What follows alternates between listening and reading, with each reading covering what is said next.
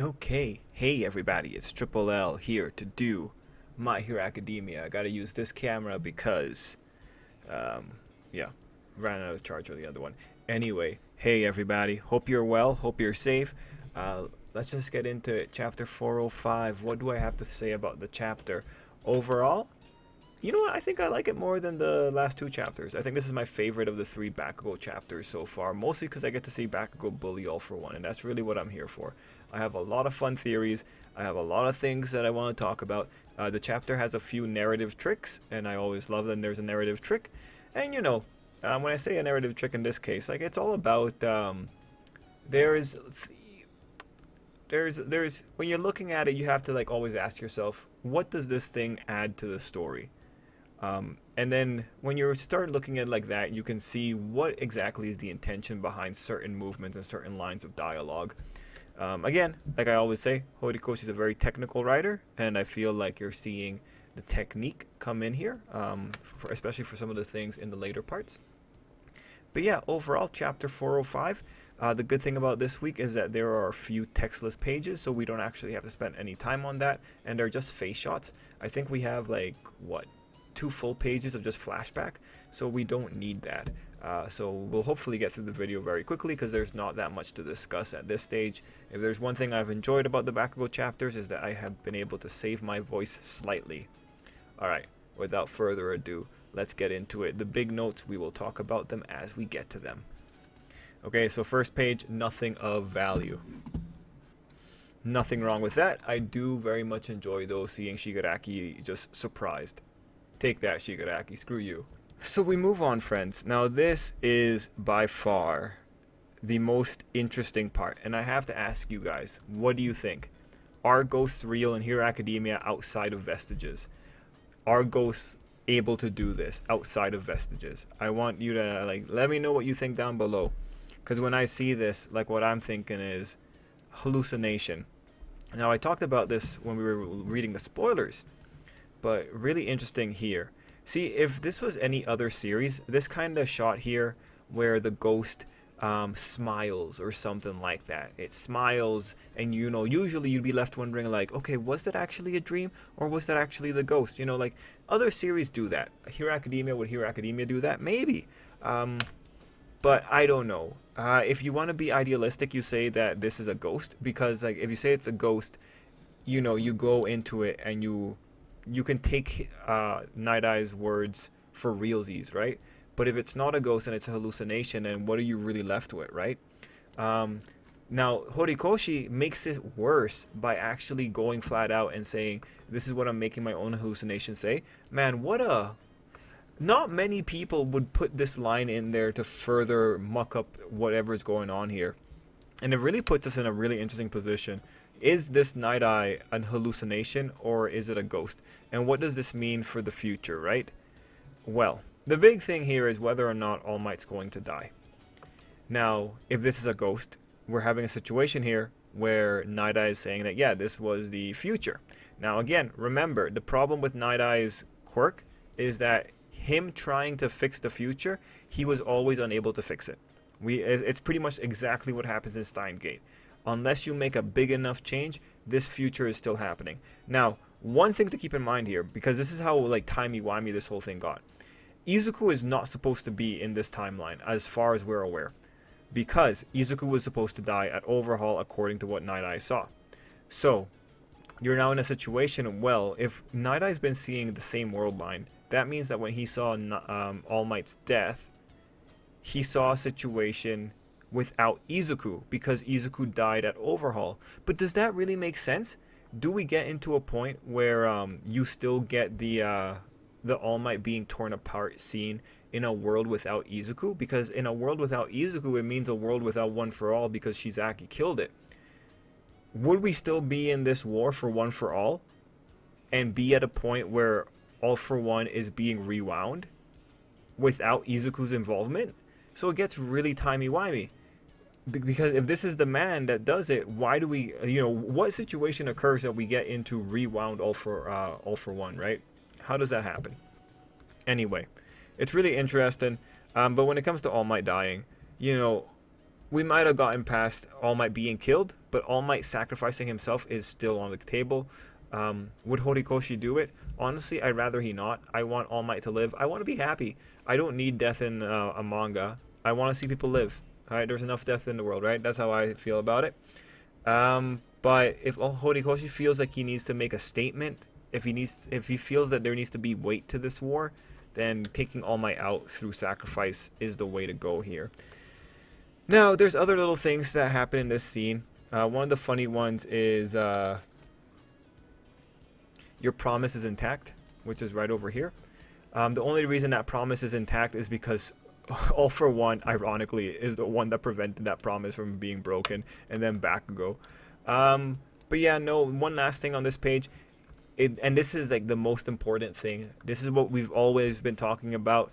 You're a hero, but you are also human. That's why, like, we talk about Stain. When we talk about Stain, we say Stain denies heroes their humanity unless the hero has already done so much for the world and he is allowed to live on as a common man after he has fallen from his lofty heights after doing so much. Stain allows humanity after the hero has earned it, which, again, this has been one of the best parts of Hero Academia, like Stain's involvement in it as well. It's unfortunate that early Hero Academia, a lot of fans were not seeing this kind of stuff, but hey, if you've been watching me, you know what I talk about here.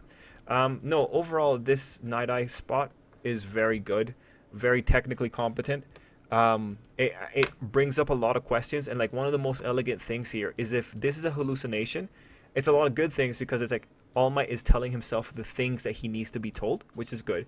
If it's a hallucination, though, it means all of this is garbage. All of the second page where Night Eye is saying that this is what was supposed to happen is garbage if it's a hallucination. So, you know what? The author, like always, puts himself in a really good position to do an incredible pivot if he really needs to. Again, the author gets so much value out of unreliable narrators. It's crazy. It's insane how much value he's able to extract out of it.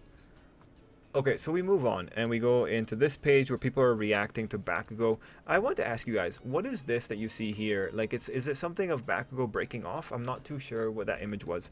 But going down here, right? One of the funniest things I found here was them referencing the fact that Bakugo was tied up at Sports Festival. But otherwise, this spot isn't all that great other than seeing people's hopes being answered. And this is cute because these are the guys from the second movie. Anyway, we have Bakugo here standing over All Might. That's a really good one. Bakugo did a really good job. Nothing else to really talk about here other than Bakugo succeeding and the effects of his quirk going off. Okay, so Bakugo vomits blood. We find out it was Edge shot because he expelled the blood that was inside of Bakugo. I was about to say Izuku there. So we move on. So I don't think it's really important to get any of the explanation for what he did. What you pretty much need to take away from this is that Bakugo's fixed. He's going to be able to fight without anything reopening. That's like the summary. That's what the author did in many words. So we have to move in because now we're doing techniques here. So this line right here is something that authors always do. Every breath you take will inflict hellish agony. So what's occurring here is that the author pretty much said, okay, Bakugo is back, but you know, I can't just say that he gets out of jail for free. So I'm going to tell the readers, okay, Bakugo's going to be doing shit, but he's going to be in so much pain while he's doing it. It's going to hurt. It's to like make it feel like there is some kind of cost that was enacted. Like this isn't just a get out of jail free card, even though it is. The problem here is that you're not really going to, actually, with Hero Academia, it's more likely that you could see the pain stopping Bakugo, but it's also Bakugo. But in lesser series, you just have this note being told to us, and then you don't really have too much impairment for what the character needs to do. Like if Bakugo needs to beat up All for One, he's going to beat up All for One. Maybe All for One is able to get away from Bakugo in the final moment because Bakugo has a moment where the pain is too much and he just like misses maybe a second. That would be a very good use of this kind of thing. But pretty much Bakugo is now at the mercy of God. So what that pretty much means is that if Bakugo needs to allow All for One to get away, all Horikoshi has to do is press the pain switch and he can do it. So you now have plausible reason for how All for One can escape Bakugo at the last minute. It all relies on that pain thing. I do want to say though, authors do this a lot. It's they put up this idea about the character's incredible pain to justify some like really crazy move. Mahoka, the light novel, Tatsuya has the power where he's able to revive people or like pretty much heal people, but he heals people by taking on their pain essentially. So the cost there is like, okay, you know, it's an incredible power, but he feels pain. The problem is like Tatsuya also doesn't get infected by the pain. He does like a small little like a grunt, but he usually doesn't get affected by the pain enough that, you know, you see it, you viscerally see it. It's actually really interesting that we have this week, because this coming week with One Piece. One Piece actually had a really good implementation of it, because One Piece also does this thing about, yo, Luffy, I'm going to revive you. You're going to be in so much pain, though. It's going to suck. And, like, One Piece does show after the fact. One Piece does have really good rest periods. But what was really cool about One Piece in this week is that you had a character who was taking on people's pain the way that Tatsuya from Mahoka does it. But here was the really cool thing. He takes on the pain, and then you see the recovery process of a week later. Like, the guy is still in bed, and he's really hurting. It's like, it's really debilitating.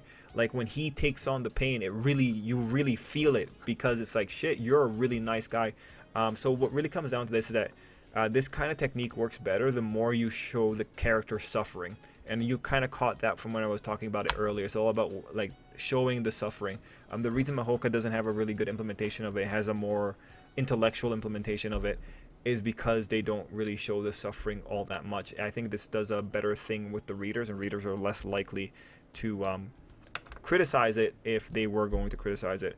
For Hero Academia is so good with long-lasting injuries, such that, you know, we're only talking about the technique, and I seriously doubt Horikoshi's going to do the cheapest version of this kind of thing. Okay, so we have another technique popping up here, and it's really interesting. So, the first thing I want to say is that this guy is telling us pretty much, yo, I pretty much made you a perfect body, but you were not coming back. He also goes in and he adds, this transformation eats his life force. I really wonder if he's just being chuny now. I'm really wondering about it. Is he being overdramatic? Is his life force actually eaten away? I want to know what that means. Does that mean that he's going to be tired for a while? Does that mean that he's going to live for 10 years less? What's going on here? I really want to understand, how did you get this calculation? I really think he's just being chuny and he's just super tired.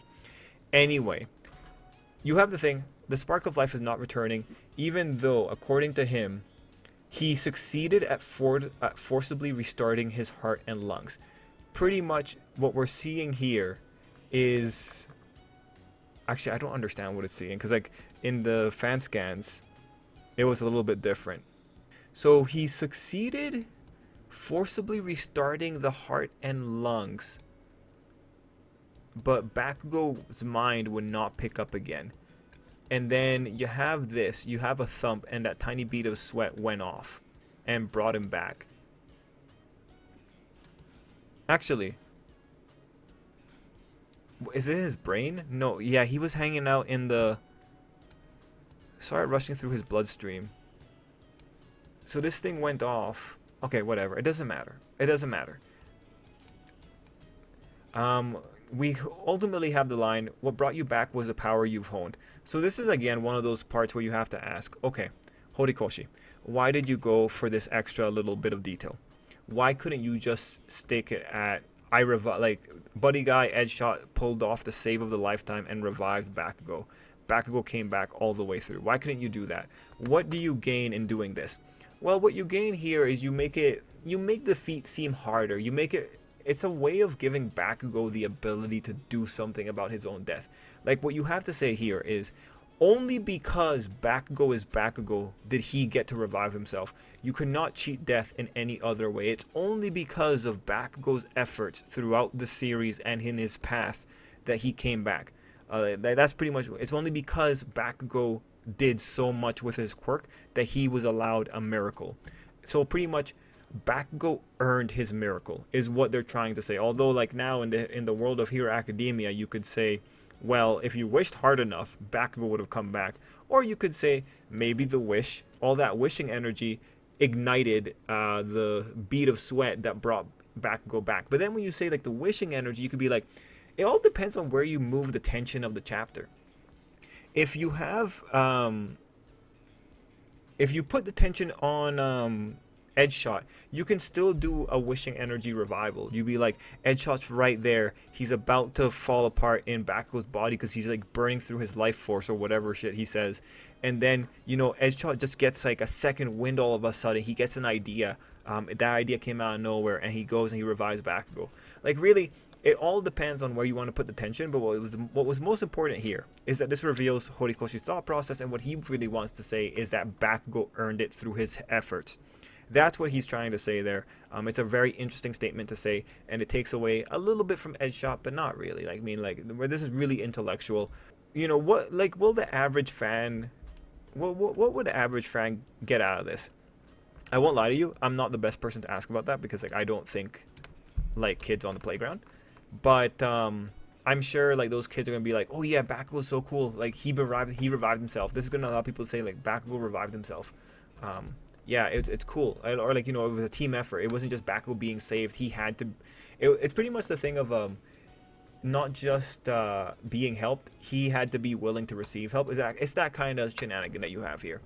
Anyway, that's probably the most interesting thing about the chapter is really, you know, why would you do that, Horikoshi? Because it's one of those things where you don't need to do it. And the fact that he did it is what reveals more about his mindset. So we go into the bottom of page 9 here, and I think that was also really good. Just it's funny about Bakugo calling him a glowing runt. And I'm focusing on this spot because All Might notices that poor Bakugo needs to be repaired here. Alright, we're going to go a bit faster now because we're pretty much clearing all the important stuff. So, All Might is still paralyzed. He's able to somehow move his arm. I'm going to assume the machine is moving his arm for him. We have this thing where he finally says Bakugo's hero name. And, you know, he's saying the hero name, but this is probably in conjunction to the thing that looks suspiciously similar to, like, Bakugo's gauntlet anyway. So, you know, I do think it's really interesting that the technology that is linked to dynamite was a self-destruct function. It's probably just an exploder, but, you know, it's really classless that it was a self-destruct, you know. It just feels really, it feels really slimy. Just, you know, like in my heart, I feel a little bit gross. But then we have this wonderful picture. So like Bakugo doesn't feel gross, but that's because like Horikoshi's not gonna let Bakugo wrestle with the fact that All Might was gonna self-destruct with his name. Anyway, it's a nice contribution, very unique way of doing it. Its original function. It won't do the original job anymore of blowing up. God, All Might. Man, All Might. One thing, too, I wish Monoma was here to see it, just so that he could see once and for all that All Might cared about Class 1A way more than he cared about Class 1B, even though All Might was not Class 1A's homeroom teacher. Okay, so, guys, I don't know if you remember this, but I always say that All For One loves his brother in a really weird way. So color me surprised when I finally see All For One finally realizing that he should put his petty shit aside and like just do his job, right? But I love this line about All Might can wait after coming this far, one for all, and my brother will be mine. That my brother is the most important thing. This guy is lonely. This guy is very upset his brother did not fall under his banner. So I'm really happy to see that kind of line here. Really good. All For One has a really revealing part as we go through this. So he wants an uncompromised hijacking of Tamura's all-too-powerful will, so he's acknowledging that Shigaraki is very difficult to deal with. So we continue with his plan. I'm going to grant him my quirk and me with it. So he's pretty much saying, I'm going to double dip on the vestige. I'm going to put another piece of me in there, and then I'm going to die. The thing is, like, I still think All For One's going to die without doing this, and we're going to have the whole thing of All For One fully forming inside of Shigaraki, because it's because like the author's putting the onus back on this. We'll have to see. If only the me within him could have wrested away the reins. So that's just him complaining. It boils the blood. How can it be? So now this is where All For One just complains. He really sounds like he's throwing a tantrum again. Because he says the gears have gone so awry and he's thinking about all the people. Now what was really interesting in that in those flashbacks was that Mineta was there. And it's like, what did Mineta do? It's amazing that Mineta gets to have a space among these other champions here, man. Like, what a what a funny guy. Also, I was talking to commenter White Despair because he was telling me about the volume 39, the most recent one. It covers the Shoto Dabi fight, and there's a line in there that Horikoshi flat out removed. I know, it's a bonus content, guys. It's the line where Shoto wonders if Dabi was actually the masterpiece in the end, and they removed it. And it's like, good, because I'm pretty sure I complained about the line. That it was a stupid line. I'm so glad they removed it from the volume. Good. Like, how can you call a man that has to destroy himself to use the power a masterpiece? Like, man, I'm so happy. I'm so happy Horikoshi removed that. Maybe he put it somewhere else. But for now, Volume 39 no longer has that line. Thank God. Although I guess you could say that Hero Academia is full of masochists, so like maybe Shoto has a particular bend on that opinion. Alright, we then go into like the absolute best part of the chapter. Bro, this is amazing. I don't know why like Bakugo's blowing up all over the place, but he must be in such an adrenaline rush. But bro, this is amazing. The man's gouging the man's eye out. Like, Bakugo's about to pull so many war crimes on this man. Being a regen creature just means that every other character in the universe gets an opportunity to attack you in the most vicious, ugly, war crime, anti-Geneva Convention ways that you've ever seen before. Man, I'm 100% okay with him saying this is the final boss for All for One. Oh man, there was a commenter, Jason. I said when I was having fun with this that Bakugo was about to make All for One cry, and now I'm thinking like, yeah, Jason said that if that prediction came true, I'd be god tier. So yeah, now I'm 100% in. I want Bakugo to make All for One cry. I think that's gonna be hilarious. Imagine Bakugo's about to be All Might to All for One, and All for One's not gonna be able to get past Bakugo. Nah, man, this man's adrenaline rush is not gonna let this guy get away. Oh, it's gonna be so good. I can't wait for next week, man. Bakugo's about to throttle this man into next year. Oh, I can't wait. All for One, you're gonna cry. You have no idea the verbal lashing that Bakugo is capable of. Speaking of verbal lashing, we go to this part. One for All couldn't keep you in the ground, but we'll finish the job and then some. What was really interesting here is that the fan scans did not say One for All. They said that nerd. One thing that was also really interesting is that commenter Miguel, he was talking about the Latin American reception to the chapter, and they were very upset that Bakugo was still calling Izuku a nerd. And it was in the fan scans. I am very surprised that they are not here. There is no way that you end up in a world where the fan scans have the word nerd in it, and it somehow doesn't get into the official translation. That doesn't make sense to me. There is no room for translation issues. I feel like maybe there were some liberties taken, and the nerd was removed because everyone and their mother could see that was pretty rude to be doing this at this moment in time. But we'll have to see. Maybe I'm wrong. Maybe I'm misremembering, but it's very interesting that Viz Media switched this around, if possible. It's just like, it doesn't make sense to me that you go from One for All coming from nerd, right? It doesn't make sense. Anyway, that's chapter 405. What do I think is going to happen in the future? Well, I'm still pretty stubborn with my ideas. I think that Bakugo is going to give him a hard time, but I think, we still need tension here, so we're going to be in a situation where All for One somehow escapes. We're going to be in a situation where Shigaraki escapes to be able to kill All for One. Like, somehow All for One and Shigaraki are going to meet. It's going to be surprising. I'm sure Horikoshi is going to do some twist on it. I'd be very surprised if we actually do this straight and we have Bakugo flat out stopping All for One altogether. I still think All Might sacrifices himself to save Izuku. I haven't seen Izuku's hero name brought up. I feel like All Might's somehow going to do it. Don't know how because of the distance here anymore, but All Might's going to do it somehow. I think that's still going to happen. I think All for One's going to die, and that's going to reaffirm his control in Shigaraki. Yeah, no, I do like the way that Horikoshi has done the dynamics of Shigaraki. But overall, I'd be really happy to get just a normal ending and just have Shigaraki be the winner here. And in terms of Shigaraki versus All for One, I don't really need this layer of complication. Like, we're in the home stretch here. But the thing is, here's the problem. We know that we still have a lot of Shigaraki versus Izuku left, and we know that because we have no idea where Aizawa is. So that means that we still need to get Aizawa back. We cannot resolve that plot line we can't finish Hero Academia without Aizawa being back. We can't finish Hero Academia without touching on Zero.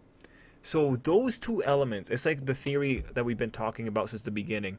As long as these other fights are up in the air, we can't move forward. Like whatever's going to happen, there's going to be a situation that's going to require the resolving of Aizawa versus Kurogiri or whatever. Maybe Aizawa will come back all of a sudden to turn off a quirk at a critical moment. That could very much happen. Then you go into like a half chapter flashback of how Aizawa got there.